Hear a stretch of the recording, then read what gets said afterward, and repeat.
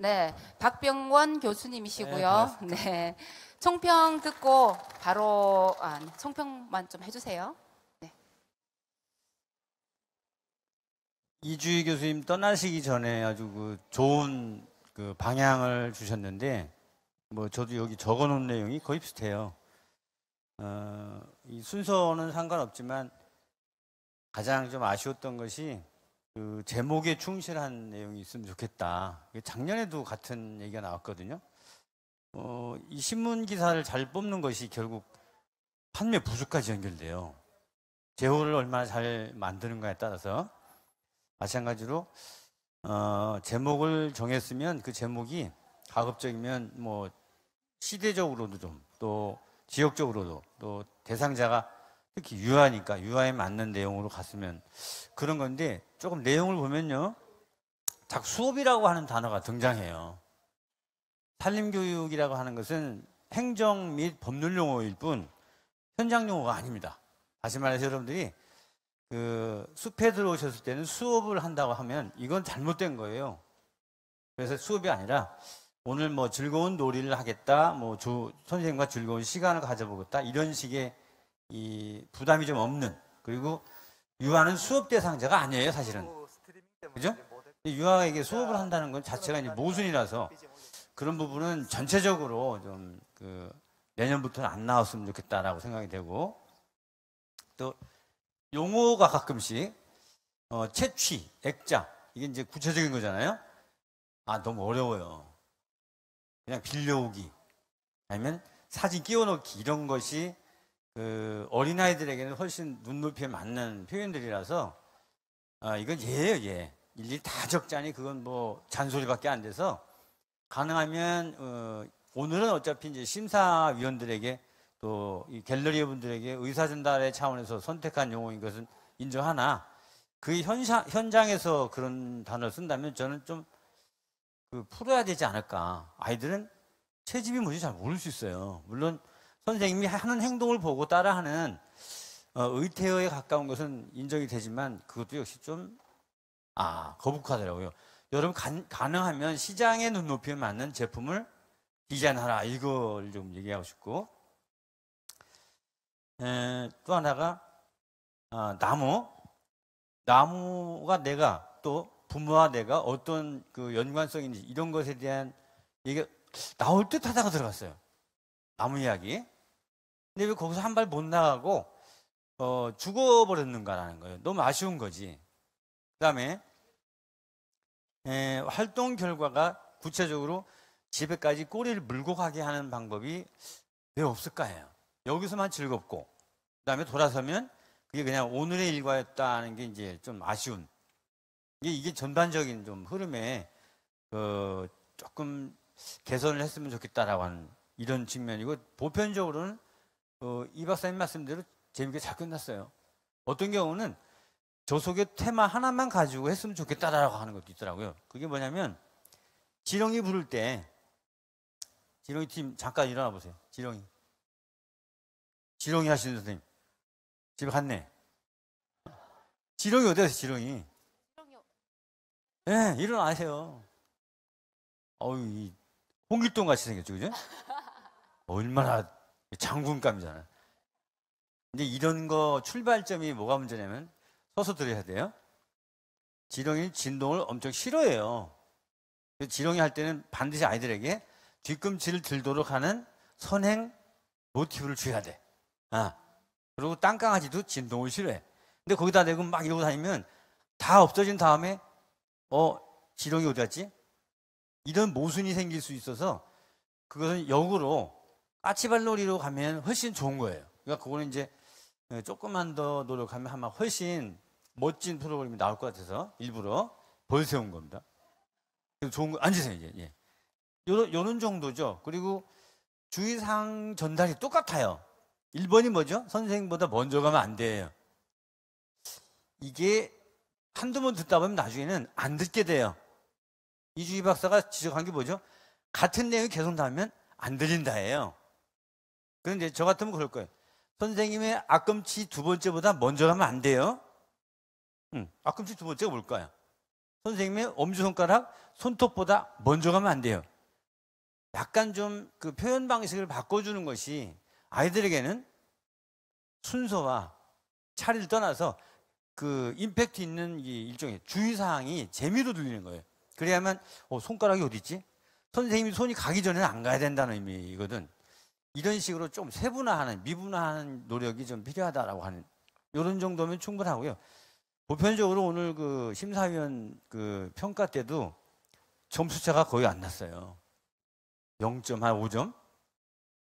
아까 이제 앞에서도 말씀드렸지만 그 점수차가 문제가 아니라 똑같은 조건에서 올라온 분들이 누구에게 더 그 긍정적인 마인드를 줬는가라는 게 이제 오늘 여러분들이 했던 내용들의 그 뼈대라고 생각하시면 됩니다.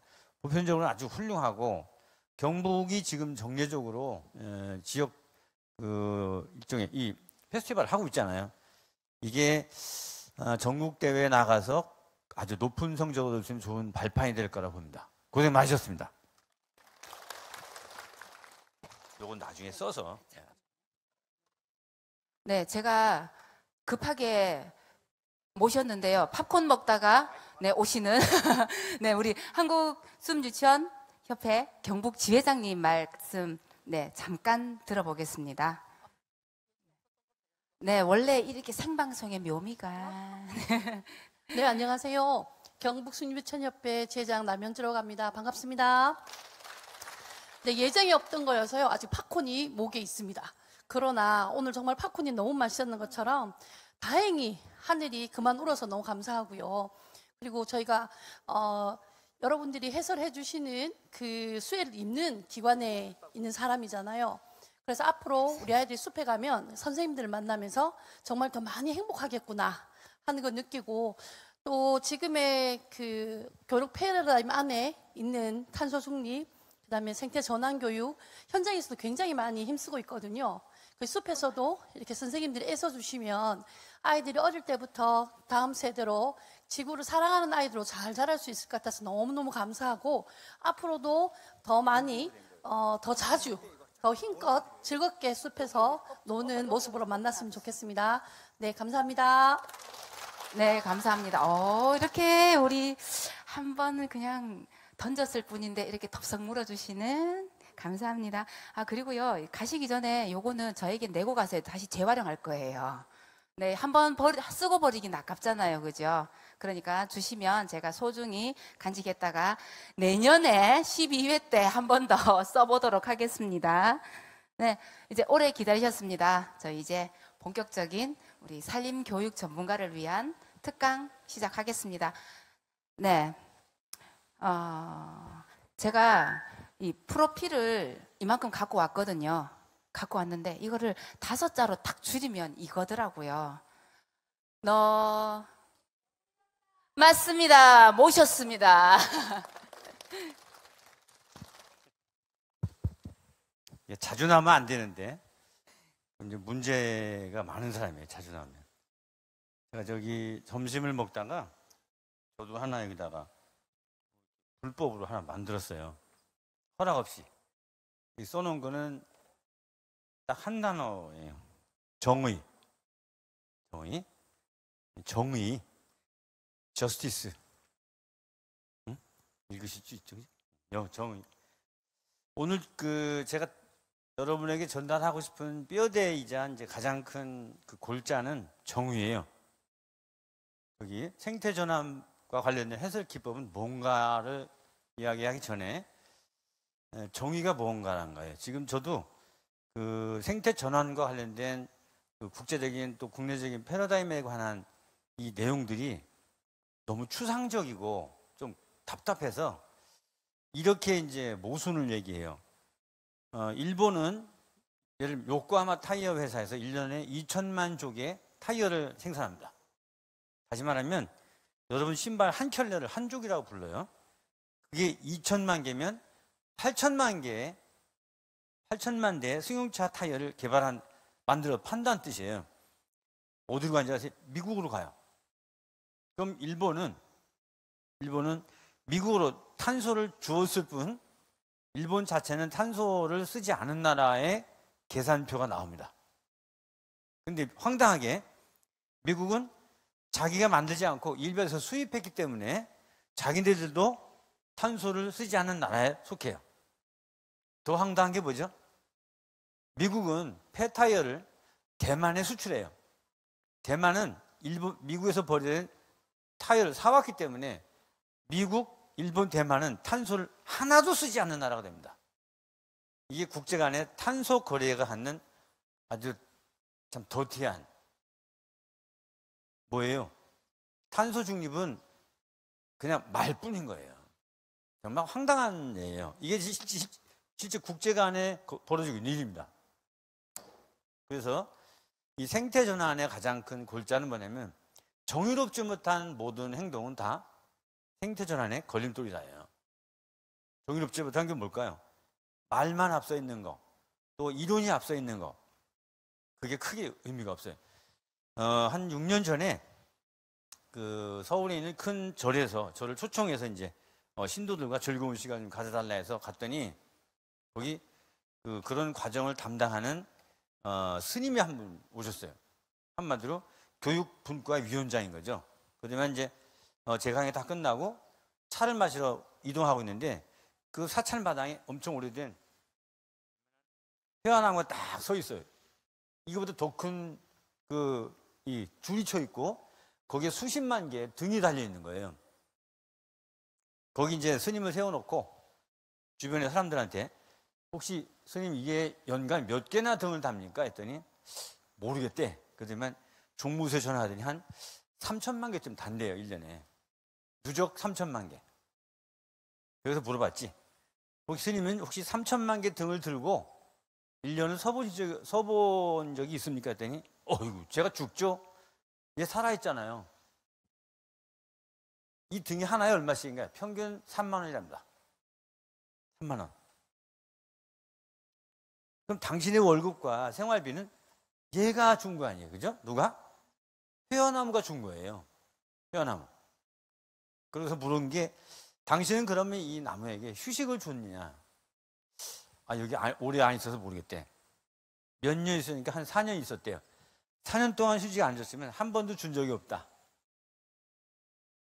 두 번째, 이 마당에 이거 한 5배, 6배 돼요. 이 마당에 연간 몇 명이 와서 자기 소원을 빌고 가냐 했더니 그것도 한 3,500만 명쯤 된대. 그러면 스님이 여기다 발 뻗고 있는데 3,500만 명 중에 10%만 스님을 밟고 지나면 어떻게 될까요? 했더니 아, 저 죽죠. 당연히 죽죠, 그죠? 그럼 이 나무 뿌리를 단 하루라도 누구도 밟지 않도록 휴가를 준 적이 있느냐 물었더니 생각도 못했다는 거예요. 얼굴이 빨개져요. 이런 거죠, 지금. 그 순간에 제가 뭐라고 물었냐면 불교의 가장 큰 교리가 뭡니까? 생명 존중이래. 그럼 당신 뭐 했어요? 했더니 얼굴을 안 맞추는 거예요. 안 한 거죠, 그죠? 정의롭지 못한 순간이 된 거예요. 마지막으로 저는 식물학자입니다. 거기는 회화나무가 연간 열매를 몇 개나 다나 했더니 쓸어내서 담으면 대형 쓰레기통에 한 2개에서 3개쯤 나온대. 그러면 30만 개가 나오는 거예요. 그 쓰레기통에 들어있는 씨앗은 어디로 가냐 했더니 바로 그냥 매립주로 간다는 거예요. 그럼 당신은 4년 동안 120만 그루의 나무를 죽였다. 부처님이 그렇게 하길 바랬으면 이 자리에 오래 있어도 내가 뭐라고 안 하겠다. 그래서 멀리 갔어요. 어디 갔을까요? 지금 완도에 계세요. 완도 신흥사 주지 스님이 됐어요. 일단 전화번호도 필요하면 알려드릴게요. 전화해서 환경의 정의가 무엇인지를 명확하게 한 100번만 전화하면 그분은 아마 구슬이 될 거예요. 구슬이 온몸이 다글다글. 네. 그런 다음에 한 일이 뭔지 아세요? 앞으로 이 나무에서 떨어지는 모든 열매는 다 모아서 화분에 흙을 담고 종자가 싹이 나면 누구에게나 부처님의 생존의 말씀으로, 생존의 씨앗으로, 생존의 나무로 전국에다 흩어져라. 그러면 나무도 많아져요. 두 번째, 2년에 한 번씩 경진대를 열어라. 누가 잘 키웠는지. 그럼 나무를 어쩔 수 없이 살려내야 돼요. 경진대 상금을 한 1,000만 원쯤 걸어봐라. 난리 날 거예요. 그 1,000만 원을 종교식당에서 못 쓴다? 그건 말이 안 되는 겁니다. 그러고 그 나무에다가 방학을 주기로 저하고 약속을 해요. 그래서 폭 1m, 길이 5m에 좌우 10m, 6개월, 앞뒤로 10m, 6개월을 뚫어요. 조계사 생긴 이래. 아, 조계사가 나왔네, 드디어. 이건 정의롭지 못한 거예요. 나쁜 소리니까. 그 사찰이 생긴 이래 처음으로 이 나무가 드디어 숨을 쉬는 콧구멍에다가 10십자로 생겼어요. 제가 보기에는 이런 마인드가 없는 생명관이라면 육아숲이든 뭐 산림치유든 뭐 등산 안내인이든 지금 하는 숲해설이든 그 가치는 없다고 생각해요. 그게 출발점이 제공되지 않는 상황이라면 안 하는 것만 못하다는 겁니다. 제가 오늘 해설법에 관한 것의 하나로 이런 거를 좀 해보시라고 하고 싶어요. 지금 우리는 비가림 장치 밑에 있고요. 해가 떴다면 해가림 장치 밑에서 이 소중한 시간을 같이 하고 있습니다. 숲에 가면 대개는 날씨가 좋은 날이 많아요. 그럼 땡볕보다는 어디가 좋아요? 그늘이 좋죠. 그건 지금 여름만 해당돼요. 겨울에는 어디가 좋아요? 땡볕이죠. 똑같은 거예요. 겨울에는 땡볕, 여름에는 그늘. 그럼 지금부터 우리는 보편적인 정의로운 행동으로 그늘 경매를 시작합니다. 그늘 경매. 나는 이런 이유 때문에 이 그늘 내가 자연에 일부러 사겠다. 이거예요. 아이들한테 이 그늘이 얼마나 소중한지를 너의 설명과 너의 기부와 너의 헌신을 여기 표시해라. 이게 그늘 경매예요. 어떻게 하면 자연이 만들어준 가장 일반적이고 아무도 가치를 부여하지 않았지만 그늘이 얼마나 소중한지에 대한 가치를 여기서 느끼게 하는 거예요. 그건 유치원 아이도 여러분도 다 할 수 있어요. 지금부터 다 땡볕에 앉아있고 30명이 앉아있어요. 20명이 앉아있어요. 10명이 앉아있어요. 누군가는 반드시 그늘로 가야 돼. 근데 그늘 경매에 참여해야 돼요. 나는 이래서 가야 된다. 자, 번호 있죠, 번호. 저 71번이에요. 70번. 집에 갔네. 7번. 35번. 없어요? 몇 번이세요? 79번. 79번. 자, 나는 그늘을 살 경매에 참여하겠다. 지금 햇볕이 너무 뜨거우니까 그늘에 가서 조금 누워서 쉬고 싶습니다. 그러면 우산만 펴도 돼요. 응. 그러면 경매에 탈락한 거예요. 자, 이내영 선생님, 엄청 부채질 열심히 하고 계세요. 그늘로 가서 내가 경매에 참여하고 싶은 이유.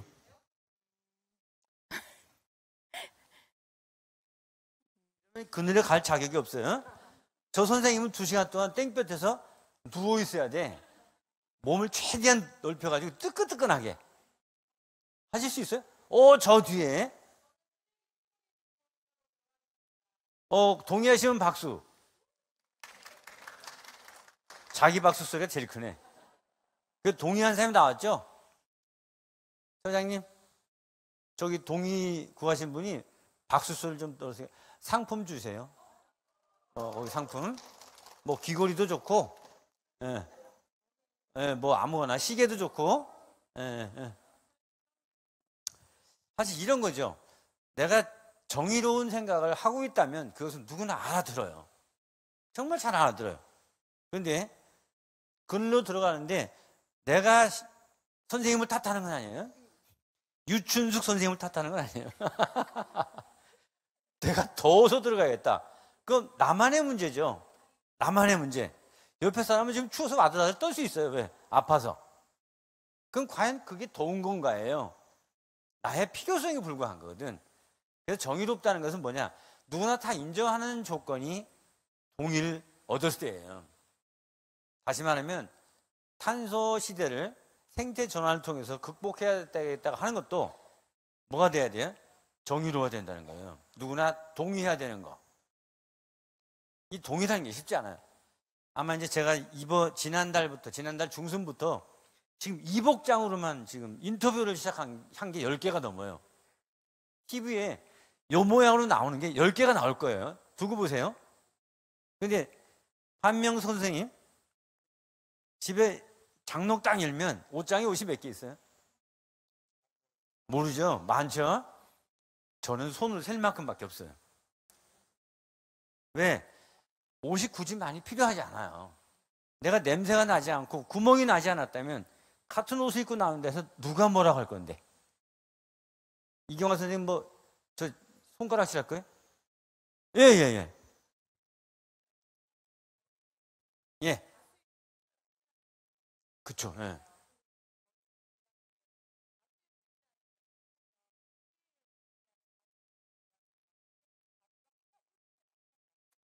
여기서 말하는 게 옳고 그름이 아니라 가장 바람직한 의견을 다수라고 해야 되는 거예요. 왜냐하면 지금 60분밖에 안 되는 시간에는 거기까지 가겠다고 하긴 너무 멀어요. 다시 말하면 민주주의 방식이 아니라 환경이라고 한다면 아직도 환경에서 벌어진 일에 대한 정답을 내는 것은 쉽지 않아요. 예를 들면 이런 식이에요. 대한민국에서는 종이컵을 쓰지 않기를 권장합니다. 근데 캐나다에서는 종이컵을 써야 훨씬 유리해요. 그럼 우리나라에서는 종이컵이 다수의 의견이 아닌 거잖아요. 이런 결론이 시대적으로, 국가에서, 지역으로, 사회적으로, 시기적으로 다 달라요. 그래서 선생님 궁금증도 당연히 맞는 거예요. 근데 보면 많은 중지를 모으다 보면 결국은 하나로 가는 것이 뭔지 아세요? 내가 안전하고 편안하고 긍정적인 사회로 가기 위한 노력이 중지 속에 생겨요. 물론 이제 정치 문제하고는 다른 거예요. 그게 바람직한 것이라고 하는 것이 너무 어렵기 때문에 내 혼자 생각보다는 다른 사람도 동의할 수 있으면 좋겠다라는 거예요. 그 동의가 없다면 결국 뭐가 돼요? 그게 이제 한쪽으로만 가는 일이 벌어지는 거예요. 그래서 그 정의라는 것을 어떻게 정의라는 자체를 정의하는 자체가 쉽지가 않아요. 어떤 분이 정의라는 책을 냈는데 그게 전 세계 베스트셀러가 됐습니다. 아시죠? 그걸 한번 읽어보세요. 저도 그거 읽고 혼란스러웠던 게 너무 많아요. 정의가 과연 뭔가라는 거지. 근데 여기서 말하는 정의는 이런 겁니다. 지구는 딱 둘로 나눠져 있어요, 지금. 지구 자체가 만들어 온 역사와 인간이 만들어 온 역사가 만나는 지점으로 딱 귀결돼요. 자, 지금요, 이런 생각을 해보세요. 지구상에 가장 많았던 생물이 누굴까요? 동물 중에. 예? 개미. 개미. 근데 지구 딱정벌레, 그건 딱정벌레 이후에 가능한 거지. 삼엽충 시대, 고릴라 시대에는, 그러니까 공룡 시대에는 아마 생체량으로 보면 다른 종류가 훨씬 많았을 거예요. 해양 생물이 가장 생체량이 많았을 거라고 봐요. 그런데 그거보다 더 무서운 게 뭔지 아세요? 지금의 인류예요. 지금의 인류. 모든 생태학자들이 공통적으로 동의하는 것은 70년을 살면서 몸무게 70kg 육박하는 생물이 80억 마리를 유지한 지구 역사는 단 한 번도 없다 해요. 단 한 번도 없다. 70년까지 살면서 몸무게가 60에서 70kg가 되는 이런 동물이 70억 마리 유지되는 시대는 불가능했을 거라고 봐요. 한 종이, 그것도 한 종이. 이게 뭐예요? 사람이잖아요. 우리 자신이에요. 가장 무서운 거예요. 이걸 환산하는 학자가 또 있어요. 그럼 공룡이라면, 인간 한 마리 한 마리가 공룡이라면 공룡은 70억 마리가 80억 마리 어떻게 살까요? 12마리가 한 층에 살아야 돼요. 이렇게 12마리가. 다시 말하면 11마리는 깔려 죽고 한 마리만 살아야 되는 게 공룡이 지금 같은 삶을 선택한다면 삶이 가능한 방법이에요. 다 깔려 죽이니까. 인간만 깔려 죽지 않은 아파트 속에 살기 때문에 12층 높이의 인구를 지금 지표면에 깔아놓은 거예요. 이렇게 살면서 탄소 중립 얘기할 수 있을까요? 못합니다. 저는 탄소 중립만 나오면 다 뭐라고 하냐, 다 거짓말장이다 예요. 왜? 실현 가능한 이야기가 아닌 거 이미. 근데 문제는 뭐예요? 그럼에도 불구하고 그렇지만 해야 되는 거예요. 정말 해야 되는 거. 그게 이제 뭐예요? 전환이요, 전환. 지금까지는 지속 가능한, 지탱 가능한, 생존 가능한 탄소 중립까지 왔는데, 절벽에 절벽. 진짜 한 발만 더 앞으로 나가면 절벽인 게 우리 삶의 마지막 페이지예요. 그래서 뭐예요? 방향을 유턴하는 게 바로 생태 전환이에요. 저게. 생태 전환은 기존의 삶을 포기하다시피 하지 않으면 불가능하다라는 겁니다. 불가능. 이게 뭐예요? 사람의 숫자만큼 CO2는 증가할 수밖에 없어요. 어떤 경우든. 그거를 넘어서는 방법은 사실은 현실적으로 없다고 봐요. 제가 이제 제 삶의 일부를 설명드리면, 제가 지금 16년째 명함을 안 찍었거든요. 연간 평균 3만 장 가까운 명함을 써요. 16년이면 몇 장인가요? 50만 장입니다. 50만 장. 50만 장. 50만 장이면 저기 있는 느티나무 약 70그루를 잘라야 돼요. 저 혼자 쓰겠다고. 대나무 같으면 약 40톤을 잘라야 그걸로 펄프를 출출해서 쓸 수 있는 거예요. 40톤, 40그루 아니라. 그거를 어떻게 내가 참아내는가의 문제는 결코 용이하지 않아요. 왜? 외국 갈 때는 명함이 필요해요. 근데 과연 그것이 나에게 어떤 의미인가라는 거예요. 사실 이 탄소 중립에 관한 이야기, 또 생태 전환에 관한 이야기는 어찌 보면 여러분의 엄청 큰 용기를 필요로 합니다. 정말 큰 용기를 필요해요. 그렇지 않으면 이거를 해결하는 것 자체가 거의 불가사의. 제 가방에 이제 뭐가 있냐면요, 그 자외선을 내는 후레쉬가 요만한 게 하나 있습니다. 자외선. 그 자외선은 어떤 데 쓰이냐면, 집에 가셔가지고 오늘 꼭 한번 해보세요. 우리가 탄소 중립과 관련해서 가장 많이 놓치고 있는 것이 건강이에요. 건강. 만약에 가족이 응급 환자가 돼서 병원에 실려갔다면 어떻게 될까요? 모든 분이 다 몰려와요. 그게 다 탄소를 억지로 써야 되는 상황인 거예요. 물론 안 아플 수는 없어요. 선생님 말씀처럼 안 아플 수는 없어요. 그러나 아픈 것을 우리가 지연시키고 미루고 줄일 수 있는 방법은 어마어마하게 많아요.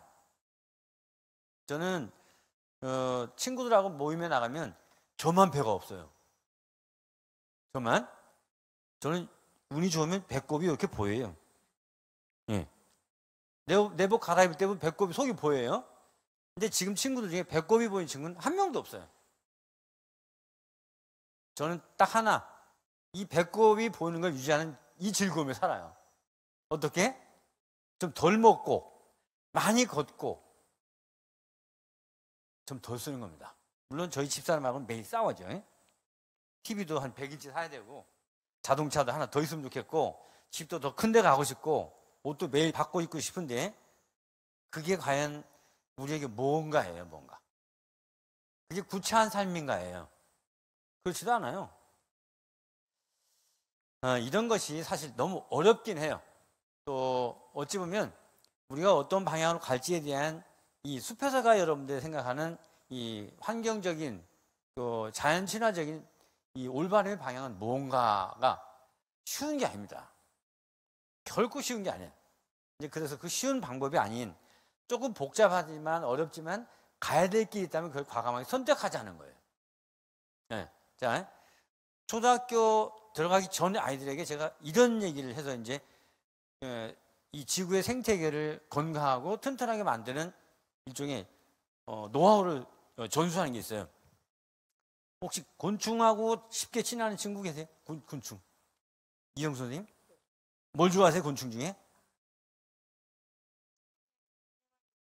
사마귀. 와. 네. 매미. 또 저기 딱정벌레 나왔어요. 우리 현숙 선생님 무슨 곤충 좋아하세요? 나비?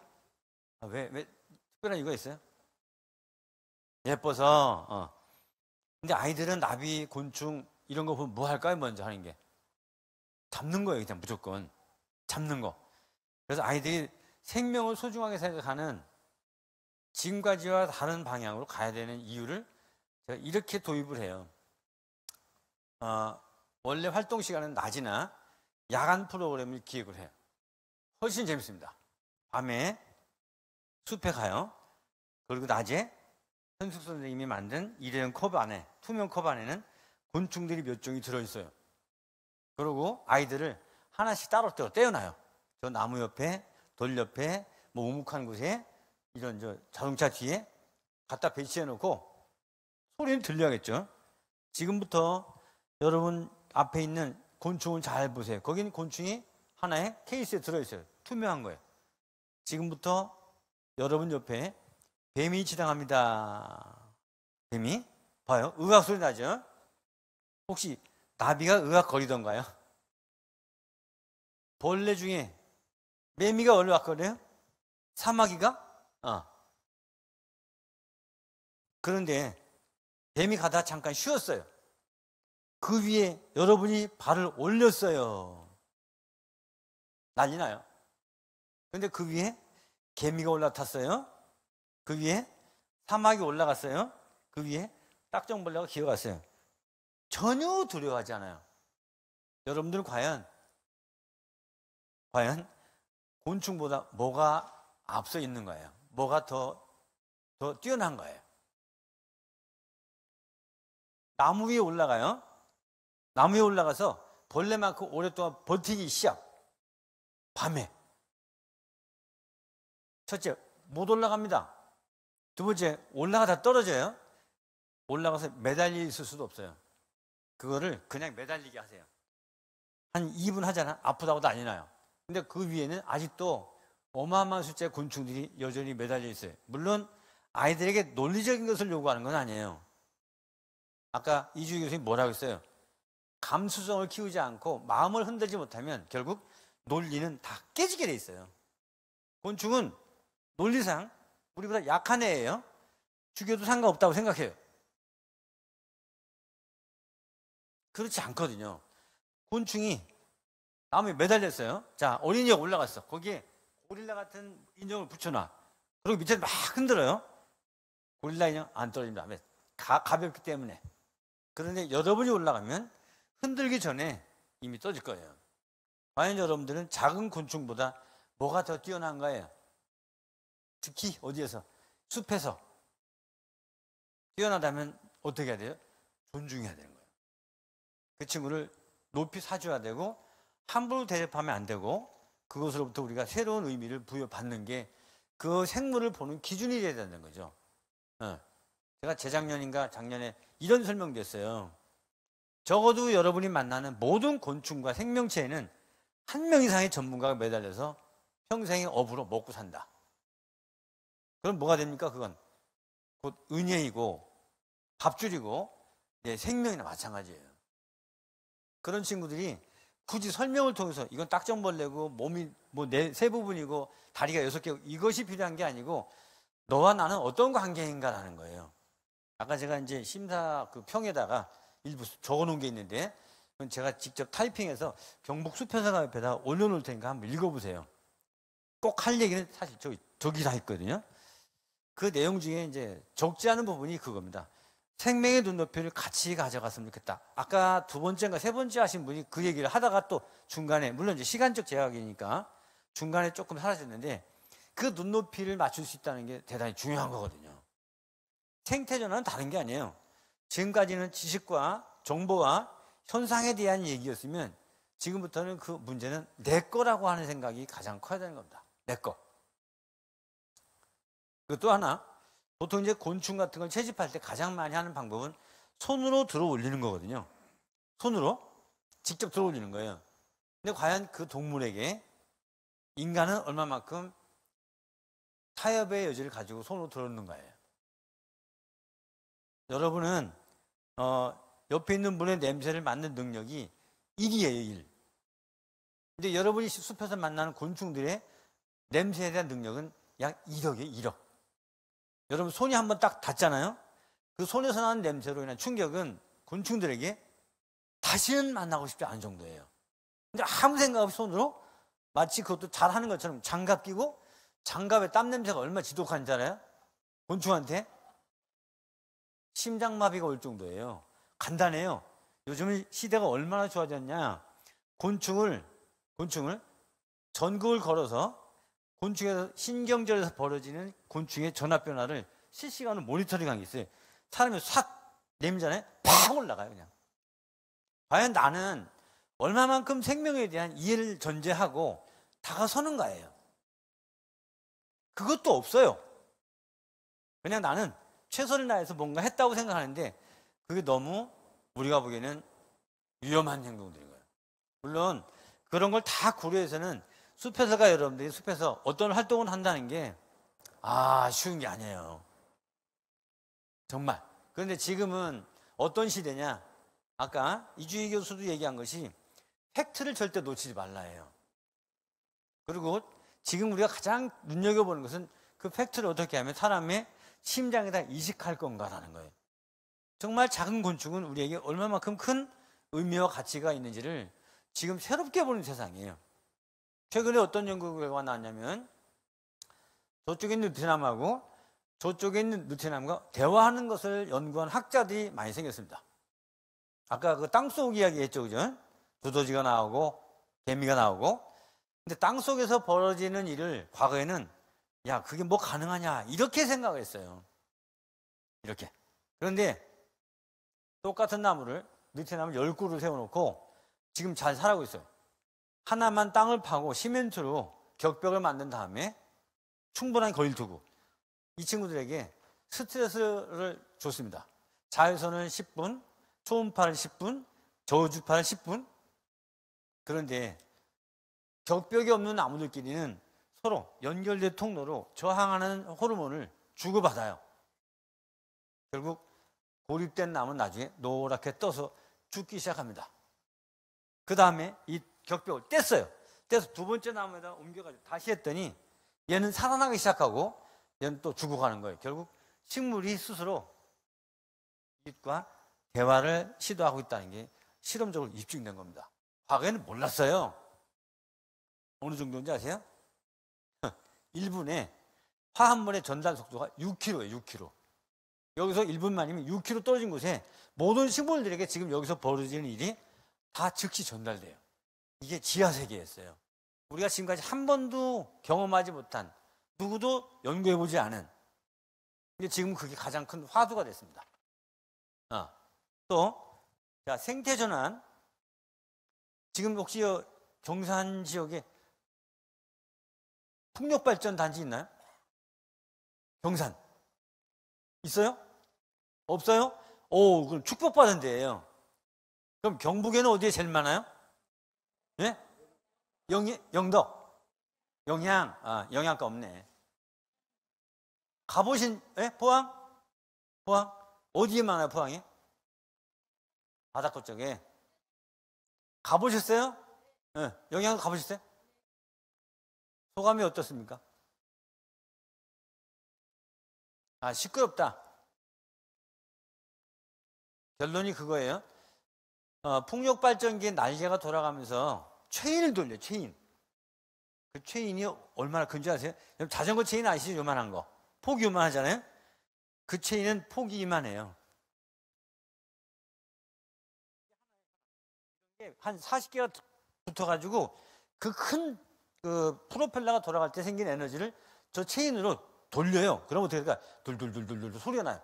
자전거 체인 돌아갈 때 소리 나죠? 그 소리가 저주파라고 하는 거예요. 뭐 하는데? 저주를 일으키는 파동.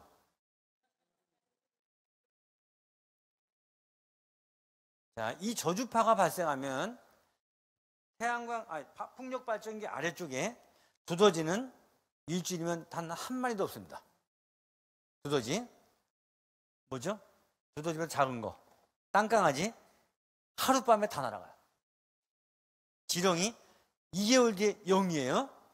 0. 계곡에 흐르는 모든 플라나리아 3개월 뒤에 한 마리도 없습니다. 엽새우 일주일 만에 다 기어나가요. 왜? 이 진동 때문에 살 수가 없는 거예요. 그럼 우리는 풍력 발전기가 신기술이고 재생 가능하다고 하는데 생물들에게는 전멸 가능한 거예요. 전멸 가능. 이 입벌레, 엽새가 어디로 갈까요?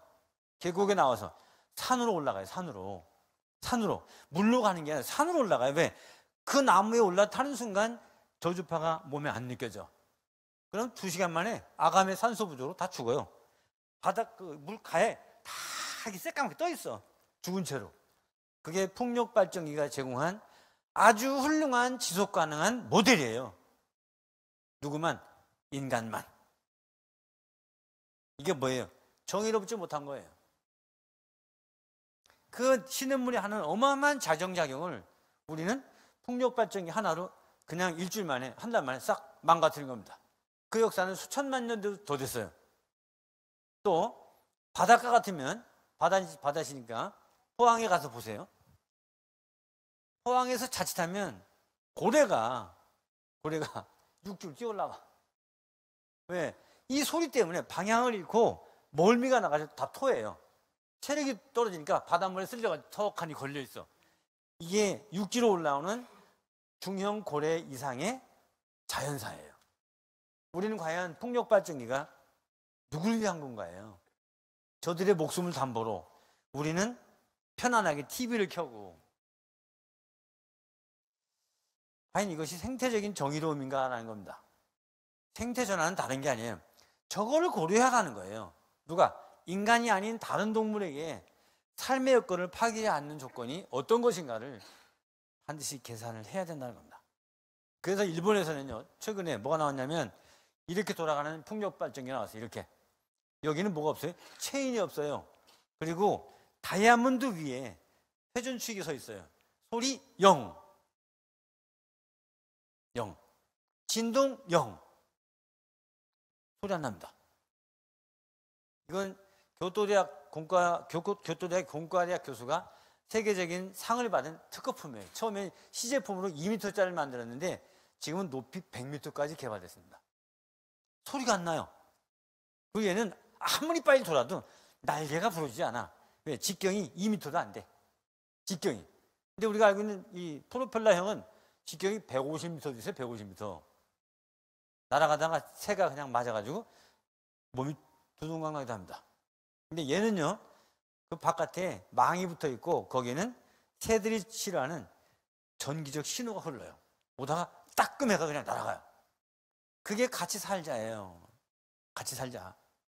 정의로운 것이 사실은 교과서적인 의미가 아니라 내가 이 땅에 사는 동안에 뭐가 내 후세들에게 자랑스러운가라는 거예요. 쉬운 결정은 안 됩니다. 그 부탄이라고 하는 나라는 어떤 그 생태 전환을 했냐면 아실 거예요. 어떤 아주머니 한 분이 밭에 가서 일을 하다가 전깃줄에 날아가던 새가 부딪혀가지고 날개가 부러진 것을 목격을 해요. 현장을. 세상에 얼마나 불쌍했으면 그 친구를 한 달 동안 끼고 꿰매서 날개를 기어 붙여놨는데 결국 못 날라요. 너무 괴로워서 정부에다 서신을 보냅니다. 우리나라에 있는 모든 전깃줄을 땅에 묻어달라. 그러면서 마을에서 드디어 정부 기관까지 시위를 하러 떠나요. 근데 놀라운 일이 모든 주민들이 그걸 읽어보고는 나도 가야지. 결국 부탄에 있는 모든 전깃줄은 땅속으로 다 매립합니다. 딱 한 사람의 노력. 새에 다친 날개가 아픔이 느껴졌던 뜨거운 가슴을 가진 아줌마 한 분이 국가를 바꾼 거예요. 아까 이주희 박사가 뭐라 했죠? 마음을 흔들지 않으면 시장은 움직이지 않는다. 예. 그건 여러 가지 방법으로 차폐가 가능해요. 지금 땅속에 묻는 전기는 정전기가 발생되지 않고 유도 전류가 흐르지 않도록 특수 코팅된 알루미늄과 니켈 커버가 있어요. 그걸 딱 집어넣으면 전혀 땅속의 생물에게 영향이 없도록 디자인되어 있습니다. 심지어 전자기파가 30cm만 떨어지면 안 나와요. 그래서 그거를 유엔의 협조를 얻어서 독일 기술로 전국에 6만 5천 킬로미터의 길을 전부 지하화합니다. 그게 부탄의 힘이었던 거예요. 그렇게 하고 나서 뭔 결정을 했냐? 부탄 정부가 우리나라에 와서 하루를 지내려면 미화 400달러를 내라. 하루에 50만 원을 내라 해요. 그게 방문할 때 방문 피자에 그게 없으면 못 들어와요. 일주일 있으면 얼마 내야 돼? 2,800달러. 얼마? 300만 원을 내야 돼요. 근데 10년치가 밀려서 여러분 못 가요. 예약도 못 받아요, 지금. 왜죠? 나 지불 능력이 있다예요. 충분히 가서 그런 것을 즐기고 올 수 있다라고 하는 게 10년치가 밀렸어요. 우리는 뭔가, 지금 우리가 교육이, 삶의 여건이, 지식 수준이 부탄보다 못한 게 뭔가예요. 물론 그게 생태적 마인드하고 1대1은 아니에요. 우리 촛불로 세상을 바꿨습니다. 근데 어째서 그 촛불의 힘이 아직도 힘을 더 못 쓰는 이상한 나라가 됐는가요? 어쩌면 이게 우리가 생각하는 민주주의 한계일 수 있어요. 내가 필요할 때만. 후손은 전혀 관심 없고 내가 필요할 때만. 저는 그게 정의라고 생각하진 않아요. 물론 정치적인 건 아니에요. 나도 필요하고 후손도 필요할 때 내가 과감히 그거를 포기할 수 있으면 저는 그게 정의롭다고 생각해요. 근데 내가 아닌 남의 문제가 되는 순간 우리는 더 이상 앞으로 못 나가는 좀 독특한 생물로 진화를 마쳤습니다. 우리가 이제 조금만 더 노력한다면 가능하지는 않을 수 있어요. 그러나 그 속도는 충분히 늦출 수 있을 거라고 봅니다. 지금 여러분들이 하는 모든 행동은요, 사실은 누군가의 강요에 의한 게 아니에요. 전부 선택한 거예요, 내가. 그런데 과연 그 선택은 몇 년을 앞을 두고 선택할 수 있는가라는 거예요. 누구도 그 방법을 제시하지 못합니다. 자, 제가 얼마 전에 산림청장이 전화가 왔어요. 요즘 좀 그 프로그램 좀 하나 그럴듯한 거 개발해 주세요라고 한 게 바로 탄소 중립과 관련된 청소년용 숲해설 관련 프로그램이에요. 그게 골자가 뭐냐면 그거예요. 여러분 댁에 가셔가지고 제가 염초장님한테 그 사진을 보내놓을 거니까 그거를 그 홈페이지에 다운 받으세요. 뭐가 있냐면 전화기를 딱 열면 어플리케이션이라고 하는 게 있습니다. 그걸 한번 열어보시면 안 쓰는데 다 지금 활성화된 게 많아요. 몇 개인지 아세요? 평균 220개예요. 220개. 무조건 깔려있는 게 220개나 돼요. 그 중에 안 쓰는 게 80%가 넘어요. 그런데 그거는 끊임없이 전기를 써요. 그래서 제가 용산고등학교의 영재반 아이들하고 2년 동안 그 어플리케이션을 강제 종료하는 방식으로 아이들의 전력 소비를 모니터링 했더니 1인당 연 8만 원의 전기 절약 효과를 내더라는 거예요. 연 1인당 8만 원. 이건 제가 한 게 아니라 통신공사에서 공동 연구한 거예요. 어디? 한국전력. 그런데 그런 학생이 몇 명이죠? 대한민국에? 고등학생이 몇 명이에요? 1년 40만 명씩만 해도 120만 명이에요. 중학생 150만 명. 초등학생 6년이니까 300만 명. 대단한 숫자입니다. 이게 다 하루에 1년에 8만 원씩만 절약한다면 뭐가 될까요? 생태전환은 바로 제가 뭐 이런 거예요. 적극적으로 개입하지 않으면 물러설 자리가 없다는 걸 인식하게 해주는 겁니다. 그리고 제가 이제 통계를 내본 게 있어요. 초등학생들에게 120페이지짜리 재밌는 만화를 PDF를 만들어서 줬어요.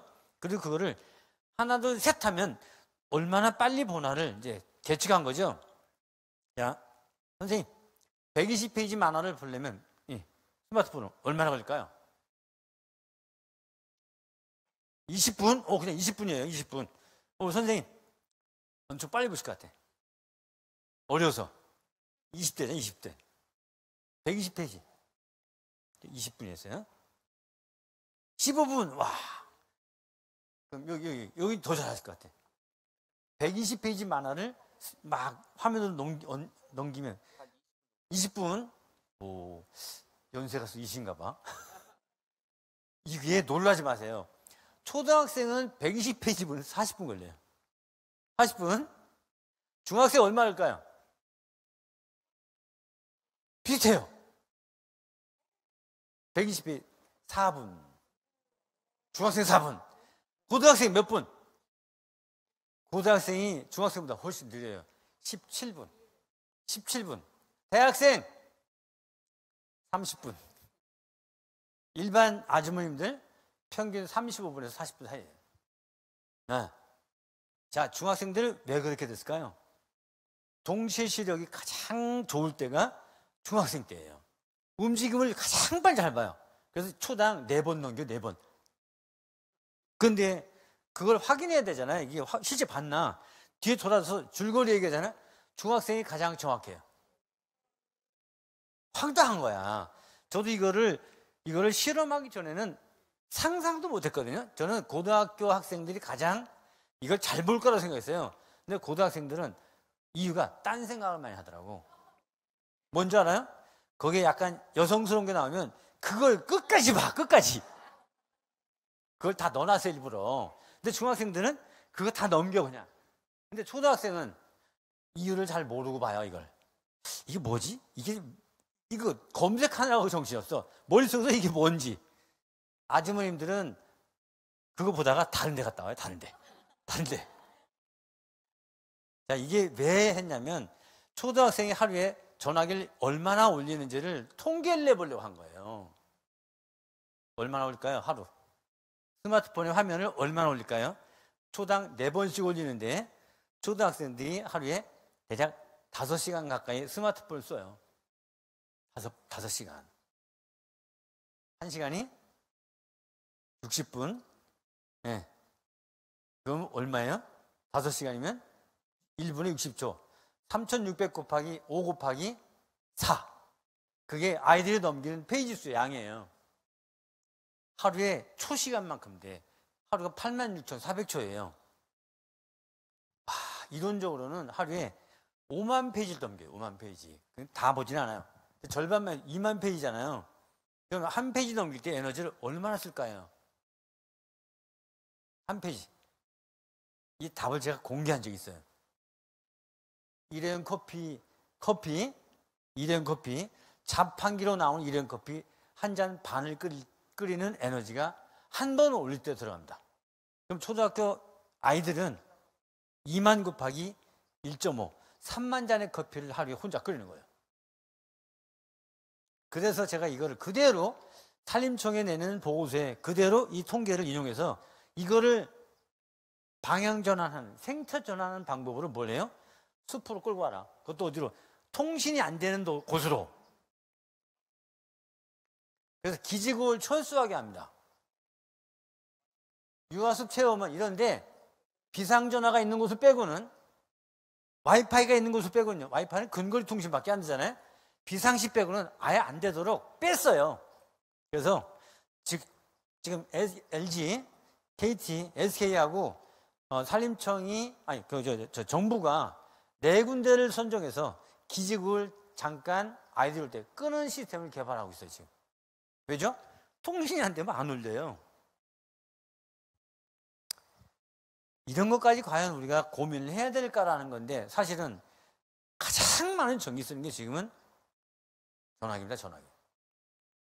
이제 용산고등학교에 제가 10년이 넘게 이제 아이들의 영재반 강의를 맡았을 때 PC 사용 시간과 이 스마트폰 사용 시간을 비교 분석했더니 한 7년 전하고 지금 압도적으로 스마트폰에 의존하는 시간이 많아요.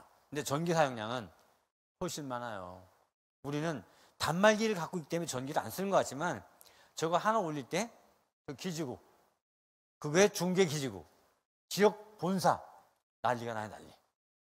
근데 정작 PC는 그렇게 전기를 안 써요. 최신 PC는 40W밖에 안 써. 근데 여러분이 갖고 있는 이 스마트폰 전화기는 분당 20W 이상을 씁니다. 뭐예요? 하나도 안 쓰는 어플이 그만큼 전기를 훔쳐가요. 그 중에 가장 유명한 게 틱톡이에요, 틱톡. 집에서 무조건 틱톡은 삭제하거나 강제 업데이트 중지를 시켜야 돼. 다른 어플리케이션 무려 6개 분량의 전기를 틱톡 하나가 씁니다. 틱톡만 여러분 제거해도요, 우리는 훌륭한 탄소 중립에 한 발짝 다가서는 거예요. 사실 이런 노력이 없다면 정말 힘든 것은 보이지 않는 세상을 누구도 들춰보지 않아요. 우리 그 진품, 명품 이런 거 보려면 꼭 뭐예요? 라벨 봐, 라벨. 없는 걸 뒤집어 봐야 됩니다. 뒤집어 보지 못하면 다 놓쳐요. 여러분도 숲에 가면 낙엽을 뒤집고 돌을 뒤집으면 거기서 새로운 것을 발견하듯이 이 스마트폰 하나만이라도 제발 안 쓰는 어플리케이션은 자식이나 조카 또는 친구한테 물어서 반드시 전부 삭제하거나 강제 종료 또는 업데이트 중지하면 전기를 안 쓰게 돼요. 네. 그래서 우리가 이제 오늘 그 주제에 맞는 이 생태 전환은 이건 양식의 문제이고 양심의 문제예요. 제가 아무리 좋은 얘기 해도요, 현장으로 돌아가는 것은 여러분의 행동력입니다. 행동, 실천력. 그게 아니면 없어요. 자, 오늘 뭐 너무 길게 우리가 뭐 할 수 있는 시간은 사실 못 됩니다. 오늘 여기 와주신 여러분들이 이런 노력 자체도 어마어마한 사실은 그 노력이에요. 또 결실이 날 것이고, 제가 좀 욕심을 낸다면 올해도 이제 전국 숲혈과 대회가 열려요. 저는 개인적인 욕심은 이 경북 지방이 단위 지역 단위로는 지금 가장 활발하게 경진대회를 열고 있습니다. 왜 전국대회에서 1등을 못합니까? 올해는 저를 꼬셔서라도 제가 올해도 아마 심사위원 할 거예요. 매년 심사위원 도맡아 하다시피 하고 올해 꼭 경북지방에서 뭐 1등이라고 못하지만 가장 좋은 성적을 내는 사람이 나타났으면 좋겠어요. 그래야 우리 처장님도 좀 얼굴이 좀 서지. 그죠? 할 수 있죠? 예. 자, 오늘 고생 많으셨고, 그래도 얼마나 좋아요. 햇볕 없고, 최고의 날이에요. 먼지 없고, 모기도 몸무게가 무거워서 여기 안 왔어요. 모든 게 여러분을 위한 축복입니다. 좋은 생각은 결국 좋은 열매로 간대요. 좋은 시간에 또 뵙기로 하고 오늘 이걸 마치겠습니다.